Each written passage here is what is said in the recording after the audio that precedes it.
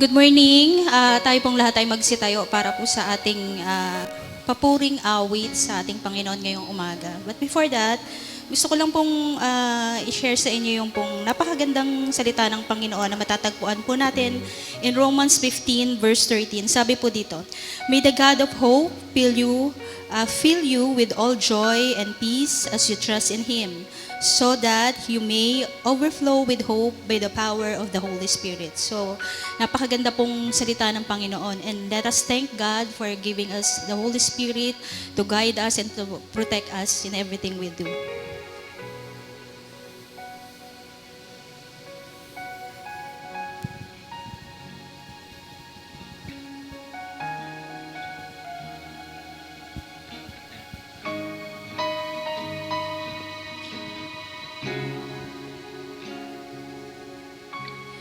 Come, Holy Spirit, fall on me now. I need your anointing, come in your power. I love you, Holy Spirit, you're captivating my soul. And every day I grow to love you more. Come, Holy Spirit, fall on me now. I need your anointing, come in your power. I love you, Holy Spirit, you're captivating my soul. And every day I grow to love you more. I'm reaching for your heart. You hold my life in your hands, drawing me closer to you. I feel your power in you. Nothing compares to this place where I can see you face to face. I worship you in spirit and in truth. Let's sing from the top. Come, Holy Spirit. Come, Holy Spirit, fall on me now. Yes, Lord. I need your anointing, come in your power. I love you, Holy Spirit, you're captivating my soul. And every day I grow to love you more. I'm reaching for your heart. You hold my life in your hands, drawing me closer to you. I feel your power in you. Nothing compares to this place where I can see you face to face. I worship you in spirit and in truth. I'm reaching for your heart. You hold my life in your hands, drawing me closer to you. I feel your power in you. Nothing compares to this place where I can see you face to face. I worship you in spirit and in truth. Let us pray. Lord, thank you for this morning, Panginoon. Muli po kami nagpapasalamat sa pagkakataong binigay mo sa amin na tulad dito, Panginoon. Lord, we just want to thank you for being our constant source of our strength, Panginoon. Salamat, Panginoon, sa lakas, sa pagmulat mo sa amin ngayong umaga, Panginoon, na kami po'y malakas buhay. Salamat sa pag-iingat mo sa amin sa buong magdamag, Panginoon. Salamat sa panibagong umaga, Lord. We thank you, God, sa pagbibigay mo ng panibagong pagkakataon na ma-experience namin ang bagong umaga na tulad nito. Salamat, Lord. Salamat sa kabutihan mo. Salamat sa lagi mong pag-iingat. Salamat sa Holy Spirit, Panginoon, na siyang binigay mo sa amin, Panginoon, na patuloy na nagpapalakas sa amin, nagpapaalala, Panginoon, lagi, Lord, gagabay, Panginoon, in everything we do. Lord, maraming pong salamat. Salamat po, Panginoon, sa pag-ibig mo. Lagi naming hindi makakalimutan na pasalamatan ka, Panginoon, tungkol sa pag-ibig mo sa amin. Lord, because from the beginning, Panginoon, na kami ay nabuhay sa mundong ito, pinakita mo, Panginoon, yung kabutihan mo sa amin. Lord, yung pag-ibig mo, Panginoon. Lord, we don't deserve you, Panginoon. Hindi namin deserve ang isang kagaya mo. Hindi namin deserve ang isang Panginoon na kagaya mo. But we are so grateful, O God. We are so grateful, Panginoon, for giving us Jesus Christ, Panginoon. Salamat, Lord, sa lahat. Salamat po sa umagang ito. Salamat at narito kami. You allow us, Panginoon, to sing again. To be, Panginoon, with our brethren again, Panginoon. Salamat. Maraming pong salamat. And today, Lord, patuloy kaming aawit at magpupuri sa iyo. We truly worship you, Panginoon. We worship you in spirit and in truth. Salamat, Panginoon. Maraming salamat, Panginoon. Thank you so much for everything, Lord. Thank you so much, oh God. We worship you, oh Lord. We worship you. Thank you, Lord. And I worship you in spirit and in truth. And I worship you, you sing. And I worship you in spirit and in truth. And I worship you in spirit and in truth. We worship you in spirit and in truth, Panginoon. In Jesus' mighty name, amen. Okay, kung meron man pong isang sakit na kung saan yung coronavirus 19 ay makukumpara mo sa Biblia, walang iba po yan kundi yung sakit na keto o leprosy po sa wikang Ingles. Ano po yung pagkakahawig po nila? Of course, para po sila nagre-require ng physical distancing. So ngayon po, nauso po yung salitang physical o social distancing. Kasi nga po, ang coronavirus po, nagaganap po ang hawaan sa pamamagitan po ng pagdidikit ng mga tao, pagsasama-sama, pag-mingle together. Ngayon, ganoon din po yung ketong nung araw. Kapag ang isang tao na mayroon pong ketong o leprosy ay nakadikit mo, na nagkadikit kayo skin to skin, ganoon din po ang hawaan. Yun nga lang, ang pagkakaiba po nila, yung leprosy, skin disease. Ito namang coronavirus, respiratory disease. Pero yung parehong requirement po para po makaiwas, ganoon din po yung parehong mga paraan, social distancing pa rin po. So, gusto ko i-share sa inyo ngayon yung isang kaso po ng isang tao na mayroong ketong na kung paano po ba siya pinagaling ng ating Panginoon. Kaya nga po ang taga ng ating mensahe ngayon, ito po, healing the untouchable. Alam niyo po ba na ang sakit na keto o ang isang taong ketogin po nung araw, according to Leviticus 13, ay bawal po siyang dumikit o makihalubilo po sa karamihan. Once na isang tao po ay ma-detect o ma-diagnose ng priest na meron siyang skin disease, and especially yung skin disease po niya ay nagkataong leprosy, alam niyo po ginagawa po sa tao ito, he was banished from the community.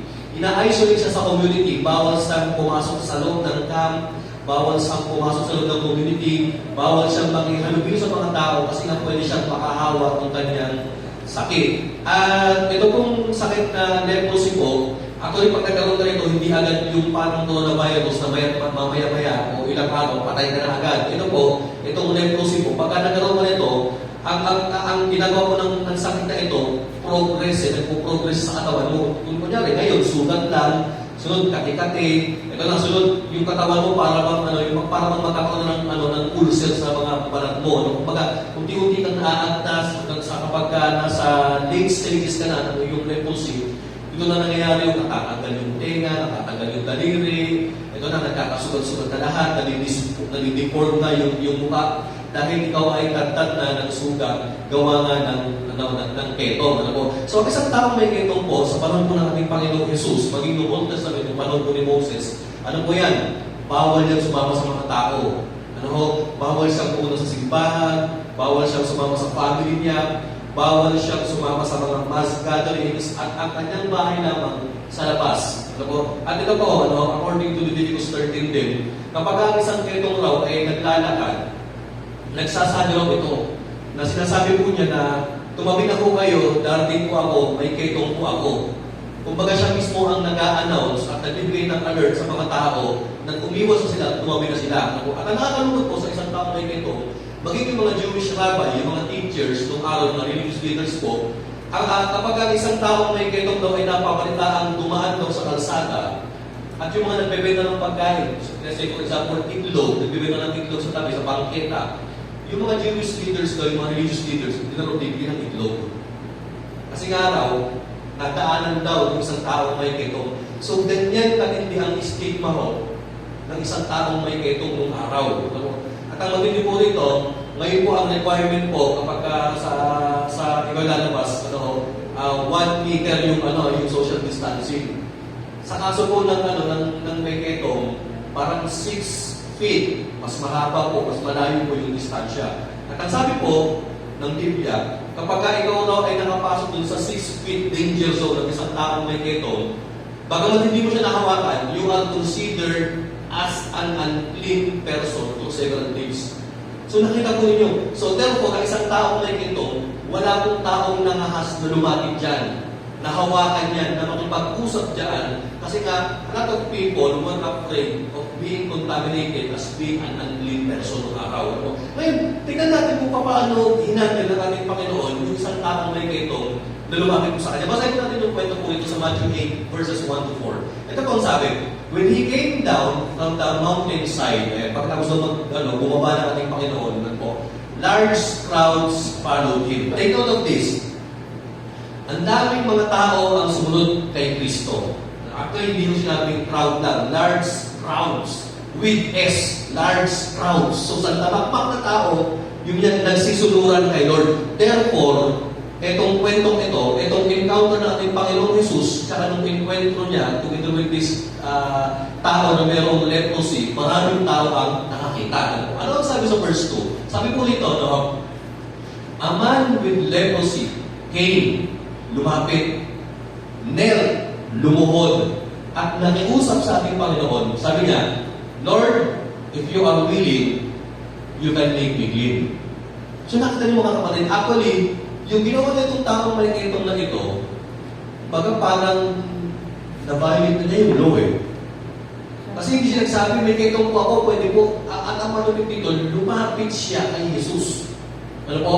Ngayon, tingnan natin yung reaction ng ating Panginoon, kung papagalitan ba ito o pagkagalingin. Ano po? Ang sabi na po dito, sa verse 3 ni Apostle Matthew, Jesus reached out. Ha? Nakakagulat, no? Reach out? Ibig sabihin, siya pa yung lumapit. Ano? And reach out his hand and touch the band ng upo. Hinawakan ng ating Panginoon yung may ketong. At sabi, I am willing, he said. And then, the Lord Jesus Christ declared healing. Sabi niya, be clean. And immediately, he was cured of his leprosy, mga kapatid. Ano po? And then, in verse 4, ito yung last verse natin, ito ang sabi ng ating Panginoon. Then Jesus said to him, see that you don't tell anyone yet, but go show yourself to the priest and offer the gift Moses commanded as a testimony to them.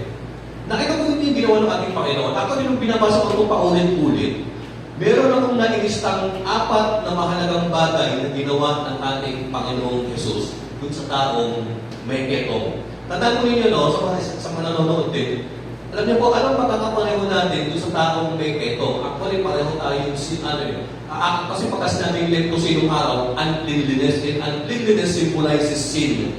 Di ba parang ganito tayo, ibang sinner tayo, hindi tayo dapat pagalingin, unlovable tayo, untouchable tayo because of our sins, mga kapatid. Pero ang maganda ginawa natin Panginoon, siya mismo nag-reach out. May 4 na bagay na ginawa natin Panginoon dito. Ito po, number 1. Ito po, sabi po rito, He showed compassion to the leper. Bakit ko nasabi He showed compassion? Kasi pinagaling niya eh. Ito sabi ng Panginoon natin, I am willing. Hindi na pinagalingan yung tao may ketong. Hindi niya sinabi, pambihira kapag nakakagulat ka naman, bigla ka lalapit natin, bigla ka sumusulpot, ma-contaminate mo ako, maging unclean ako, kagaya mo. Hindi niya ginanon. Ang sabi ng ating Panginoon, I am willing. So that means Jesus had compassion to this person, kapatid. Tandaan mo ninyo mga kapatid, yung pinagbabawal po ng law, na layuan ng may keto, hindi po ginawa ng Panginoon. Ginawa po niya yung tibok ng puso niya. Pinagiraw dito ng ating Panginoon, hindi po yung batas, batos yung kanyang pag-ibig sa taong mayroong keto. Di ba ganun din kung minsan na ginagawa ng panahon ngayon ng tao ng Panginoon, ng pangangailangan niya ngayon, Maraming tao ngayon yung may mga sakit, coronavirus, po. Alam niyo po, bilib po ako sa mga frontliners natin, especially yung mga nagkatrabaho po sa ospital. Alam nila delikado yung trabaho nila, pero pumapasok pa rin po sila mga kapatid. Para po sila si Jesus Christ na pinapasok po, inahawakan yung mga untouchable na mga kababayan natin ngayon mga kapatid. Alam niyo po, ang mahalaga po ngayon, sa panahon po natin ngayon, na kung saan laganap yung mga sakit na yan, compassion. Maawa po tayo sa kapwa natin. Ako rin ayaw na say na lahat po na may COVID virus, pakita natin, alikan natin. Yakapin natin. Hindi po yun ang gusto ko pong ipalago dito mga kapatid. Maawa po tayo, mahabag po tayo. Maging compassionate po tayo. Pwede naman po tayo tumulong sa kanila in a sense na mag-pray, in a sense na magbigay po ng mga pangangailangan po nila, mga kapatid. Ipag-pray yung mga frontliners, mga kapatid. So yan yung number one na ginawa natin Panginoon. He showed compassion to the leader. Pangalawa po ito po, He healed his loneliness. May tanong po ako sa inyo, sino kaya sa tingin ninyo yung pinakaunang person na umawag sa taong may kaitong na ito kung nagkakaitong siya? I think it was Jesus Christ. Si Jesus lamang yung unang-unang tao, sa tingin ko ang unang humawag sa kanya kung nagkakaitong siya. Because the law of Moses commanded in 4 deeds na itong taong may kaitong na ito, hawakan, lapitan, kausapin, mga pag-communicate, mga kapatid. It was Jesus who cured his loneliness in a sense na kinausap siya ng ating Panginoon, pinasok siya doon sa kanyang state na untouchable, mga kapatid. Alam niyo po, ang tao na walang pumapansin, ang tao na isolated, ang tao na banished from the society, actually, lonely yan. Actually, baka nga magkaroon pa ng sakit na depression yan. Pero sa kaso ng taong may kaito na ito, it was Jesus who took the risk na pasukin yung kanyang isolated world, kapatid. It was Jesus who took the risk na nag-attempt, mga kapatid, na maraming tao na hindi ginawa sa taong may kaito na ito. Si Jesus lamang ang pumasok sa naging isang nalulungkot ng mundo, mga kapatid. If ever, kapatid, you are sad, lonely, or depressed right now because of the lockdown na nangyayari sa atin, kapatid, you can invite Jesus Christ in your life right now. Pangatong bagay po na ginawa ng ating Panginoon, mga kapatid, ito po, He healed His ceremonial uncleanliness, mga kapatid. Ano ang sabi ng ating Panginoon pagkatapos yung pagalingin yung taong may sakit? Pumunta ka dun sa priest, tapos humingi ka ng certification na ikay magalingan, ipasurin mo yung sakit mo, tapos mag-alay ka ng alay na requirements ni Moses. Alam niyo po, nung araw, wala pa pong dermatologist. Yung gumagawa sa mga skin disease po natin. Pero may nagpa-function na as dermatologist nung araw. Walang ibang po yan kundi yung mga priest. Sila po yung tagatingin ng balat ng mga tao. Nakalagay po yan sa Leviticus 13. Ine-examine po nila kung yung tao may sakit na pulupo, bulutong, ketong, kati-kati, allergy, bungang araw, kung ano man, anhan, buni, basta kung ano man dalamin yung sakit yan, yung priest ang nagpa-function na dermatologist ng araw, mga kapatid. At yung priest din ang binigyan ng karapatan ng authority ng ating Panginoon na mag-declare sa isang tao na siya ay magaling na sa kanyang skin disease. At kapag ang isang tao ay declared na magaling na sa kanyang skin disease, therefore, pwede siyang lapitan, pwede na siyang ibalik sa society at yung priest gagawa po ng certification that this person was already healed and cured of his skin disease, mga kapatid. So nakita po din yung ginawa ng ating Panginoon dito, pinagaling din niya yung taong may kaitong sa kanyang pagiging ceremonial uncleanliness, mga kapatid. Kumbaga, hindi lang pinagaling ni Lord yung tao sa kanyang ketong, pinagaling rin niya itong tao sa kanyang social stigma. Kumbaga, dinedeclare ng ating Panginoon, kunyan, bigyan natin ang pangalan ng lalaki nito. Siguro, may ang pangalan yung Ketong. Diba? Ketong. Yung pangalan niya, Ketong. Ito si Ketong, mga kapatid. Kumbaga, sinasabi ng Panginoon, kumuha ka ng certificate qualification doon sa praise, sabi mo ito, magaling ka na. So pag ito si Keto, magaling na ha, mga kapatid. Pinagaling ng ating Panginoon sa pagiging ceremonial and cleanliness na. So brilliant, pwede na siyang mag-church, pwede na siyang sumakumatin sa mga gatherings, pwede na siyang bumalik sa kanyang family. And yung last thing na pinagaling ng ating Panginoon sa kanya, mga kapatid, of course, yung kanyang disease. Ano sabi? And immediately, he was cured of leprosy. Grabe yung pagpapagaling ng ating Panginoon, kapatid, instant healing, mga kapatid. Pero alam niyo mga kapatid, itong apat na bagay na ginawa ng ating Panginoon, kung tinignan natin, meron ding apat na bagay o character na ipinakita itong taong may ito, mga kapatid. Ako po, ito po yung magandang gayahin natin na ginawa po niya. Actually, itong tatlong bagay na ito, makikita po lahat ito sa verse 2. Kaya tingnan po natin, ano, number 1 na ginawa po niya, number 1, he had confidence in Jesus. Bakit ko nasabi that this man who had leprosy was confident in Jesus? Actually, hindi siya confident sa sarili niya eh. Because there's nothing to be confident po sa kanyang sarili. Actually, ang isang taong may ketong nung araw, hindi confident yan. Mababa esteem yan, nakakahiya yan. Kasi ang sabi pa nung sa batas, kailangan magtalokbong sila, yung buhok nila, iwagay-wagay nila para ma-obvious kung sila yung may ketong, mga kapatid. Actually, kinapunin nyo ito, ano, he had confidence in Jesus. Ano pa ang sabi sa verse 2? A man with leprosy came. Nakita niyo po yan? Bakit siya lumapit? At ang sabi, kaya kung manilig pa sa kanina yung first one, large crowds were following Jesus. So, pero nyo, alam ng may ketong, na naku po, ang daming tao makakakita ng gagawin kong kapangasang ito. Ang daming tao makakasaksi ng gagawin kong pangilimasok o kumbaga pag-violate sa batas namin. Ibig sabihin, ito lalaki ito, hindi niya ito gagawin kung wala siyang kumpiyansa kay Lord na kaya siyang pagalingin at pagagaling siya. In short, this leper had a confidence in Jesus doon sa kanyang kapangyarihan at doon sa kanyang willingness, mga kapatid. Alam ng taong ketong na ito na kaya ni Jesus na pagalingin siya at nais ng Panginoon na pagalingin siya, mga kapatid. The question is this. Kapatid, ganyan ka rin maka-confident sa ating Panginoon na alam mong kaya niyang pagalingin ka at alam mong gusto niyang pagalingin ka rin, mga kapatid. Dapat ganyan tayo maka-confident sa ating Panginoon. So you see that this leper was confident in Jesus Christ, mga kapatid. Pangalawang bagay po na ginawa po niya, ito po. He was humble. Ano yung sabi niya? Pakibalik ka doon sa verse 2. Ito yung sabi niya, no? He said, ito sabi niya, Lord, if you are willing. Nakita po ninyo, no? Parang alangan yung kanyang request, eh. Lord, kung pwede, baka naman, yung mga ano tayo ganyan eh. Lord, baka naman. Di ba parang, yung parang, hindi masyadong assertive yung kanyang yung kanyang statement eh. Hindi, Lord, pagaling mo ko sa sakit ko, hindi siya ganun ka-assertive eh. Hindi ko na, Lord, if you are willing, Lord, kung nais nyo lang naman eh. O di ba, pagka tayo may kailangan tayo sa kapwa natin, kunyari mangungutang ka. Ay, kung pwede naman, kung pwede lang, kung may pera ka, pwede mo pakutang. Sige, hindi na utang naman, ay masyadong confident. Kung utang naman, wala akong pera, naulan. Itong na ito, hindi siya ganun, kapatid. Because he was humble. Alam niya na kailangan niya magpakumbaba sa harapan natin Panginoon kasi nga, grabe, pumasok na siya dun sa nakilala ng maraming tao na lumapit siya kay Lord eh. So ito, this leprosy was humble enough to approach God. The question is this, humble ba tayo paglalit sa ating Panginoon? Lord, I know I don't deserve everything from you. Lord, I know I don't deserve you, especially Jesus Christ, especially the blood and the cross of Jesus Christ that was spilled on me, Panginoon, dahil makasalanan ako. Ganyan ba tayo kahambol sa ating Panginoon, mga kapatid?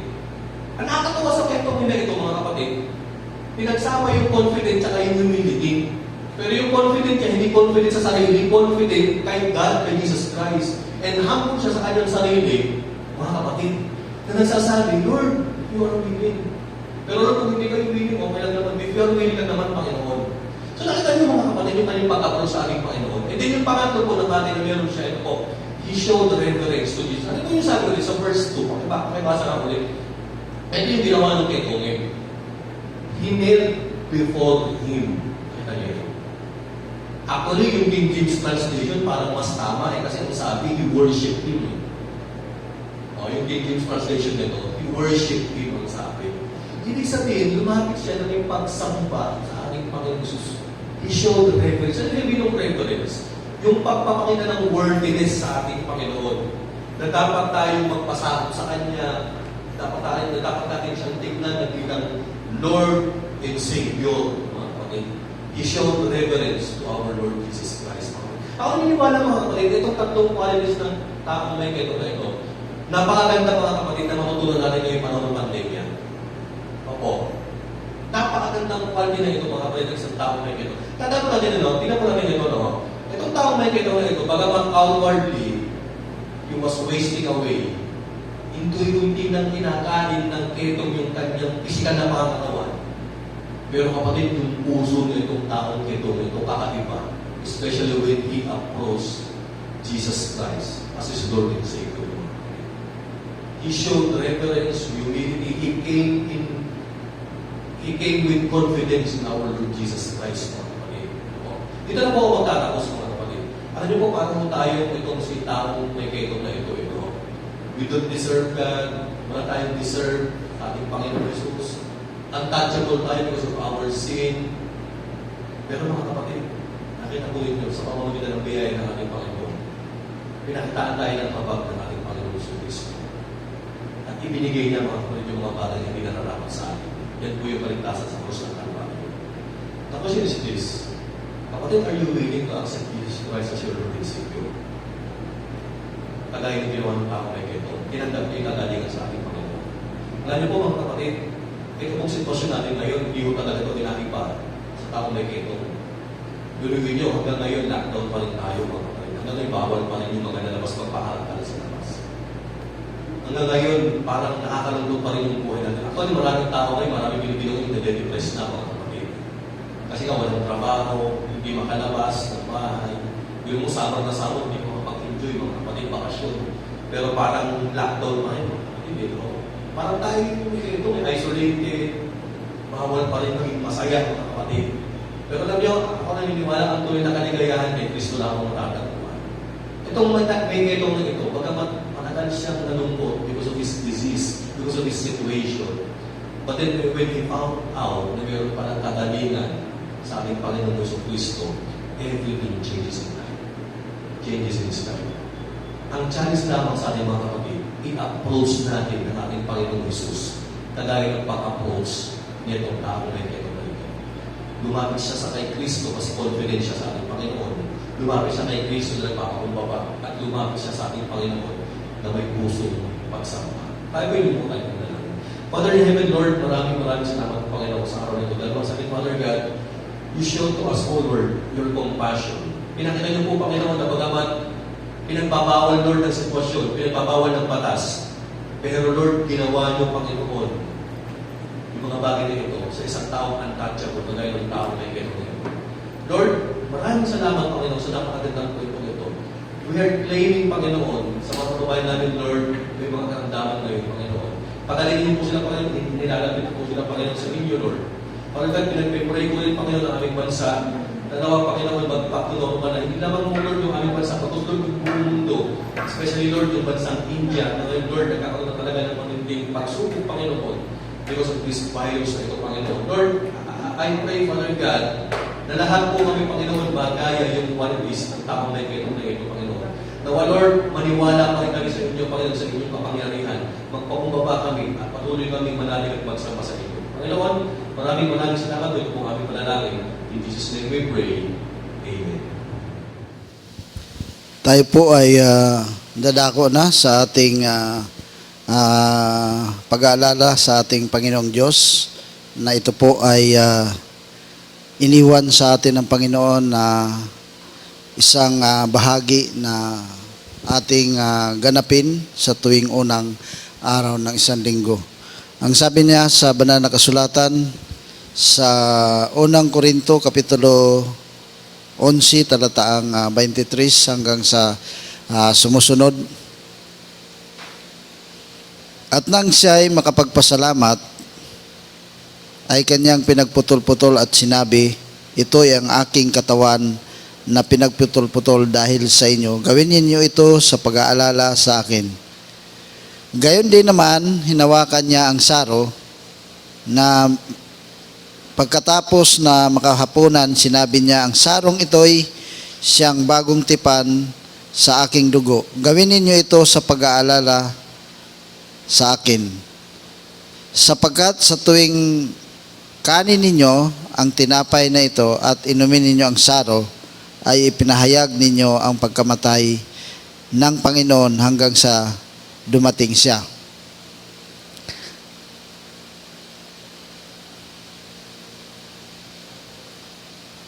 Kaya't ang sino mang kumakain ng tinapay at uminom ng saro ng Panginoon na di nararapat ay nagkasala sa katawan at dugo ng Panginoon. Datapat siya sa atin ng tao ang kanyang sarili at saka siya kumain ng tinapay at uminom ng saro. Sapagkat ang kumakain at uminom ay kumakain at uminom ng hatol sa kanyang sarili kung hindi niya kinikilala ang katawan ng Panginoon. Dahil dito marami sa inyo ang mahihina at mga masasakitin at hindi kakaunti ang nangatutulog. Datapat kung ating kilalanin ang ating sarili ay hindi tayo hahatulan. Datapat kung tayo'y hinahatulan ay pinaparusahan tayo ng Panginoon upang wag tayong mahatulan kasama ng sanlibutan. Purihin po natin ang salitang ito na ibinigay sa atin ng Panginoon para ay ating ganapin ang kanyang iniwan sa atin ng Panginoon. Tayo po ay manalangin, tayo magpasalamat. Aming Ama, Diyos na mapagpala, Diyos na siyang patuloy na nagpatawad sa lahat ng aming mga karumihan. Patuloy kaming nagpapasalamat sa iyo dahil sa pagmamahal mo sa amin, ginawa mo ang isang bagay na hindi dapat ikaw ang maparusahan, kundi ginawa mo ito dahil sa pagmamahal mo sa amin. Kaya Lord, salamat ng marami sa iyo. Purihin ka, Panginoon, luwalhatiin ka. Ikaw po ang dapat na magsagawa ng lahat ng mga bagay na ito dahil ginawa mo ang lahat para sa amin na mga makasalanan. Salamat ng marami sa iyo sa dahil sa iyong ginawa kami, Panginoon, ay mayroong kapatawaran sa lahat ng aming karumihan. Ito po ang aming pasasalamat at dalangin sa matamis na pangalan ng inyong bugtong na anak na si Kristo Jesus. Amen.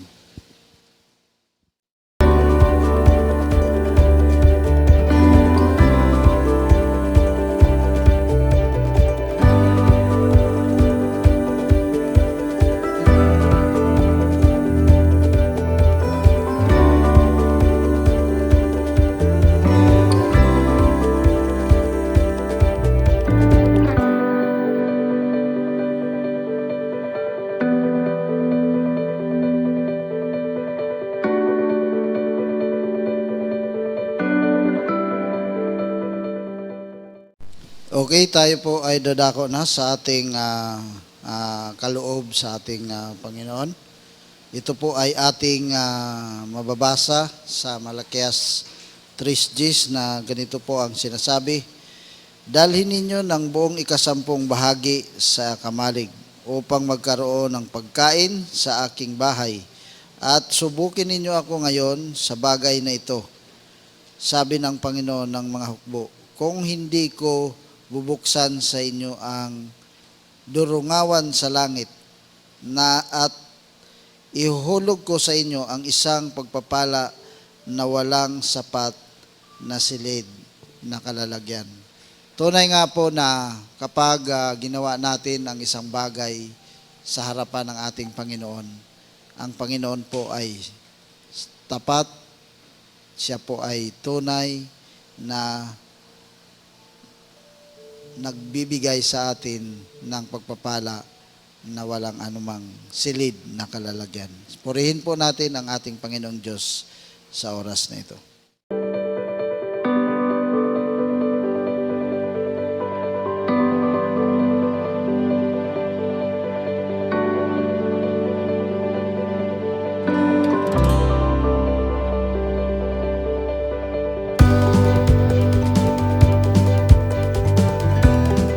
Okay, tayo po ay dadako na sa ating closing prayer. Purihin natin ang Panginoon dahil sa dami-daming dumating sa atin na pagsubok ay ang Panginoon ay patuloy na nagbibigay sa atin ng kalakasan. Ang pagsubok na ito ay isang hamon sa atin kung gaano tayo kalakas, kung gaano tayo ang ating pananampalataya sa Panginoon, na tayo ay patuloy na kumapit sa Kanya. So tayo po ay manalangin, tayo magpasalamat sa Kanya. Aming Ama, Diyos na mapagpala sa lahat. Ama, wala kaming